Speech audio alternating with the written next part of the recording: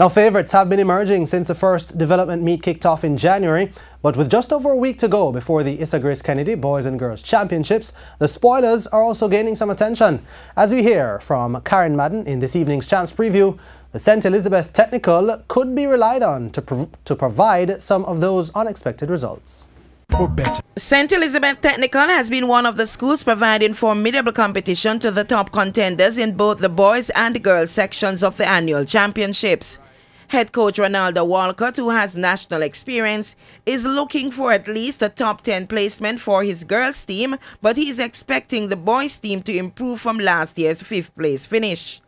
And he says these are realistic ambitions given his squad. The results so far has suggested that, but you know, championships are surprising, so I'm hoping the surprise goes in our favour. Sachin Dennis, who took the class to 100 meters last year and is now into his 2nd year in class, must be also numbered among the favourites despite the fierce competition expected. Much also lies on the shoulders of the versatile Giovanni James, who competes in the 400 meters, 400 hurdles and 800 meters. James threw down the gauntlet at the Digicel Grand Prix GC Foster Classic final leg on Saturday, winning the 800 meters in commanding fashion. He fancies his chances come champs. Boys and Girls Championship, I come second last year with a time of 1:27. This year I'm trying to make it a aiming to break my PR and also win.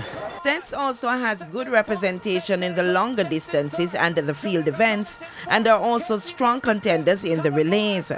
But Coach Walcott would not be drawn into naming those he's relying on for crucial points. Well, I mean, I have a lot of persons who I expect to do well, and as I realize that team effort, and normally all the persons who I take the champs tend to contribute points, so it's sort of hard to single out any one name. I mean, I might get a lot of people jealous.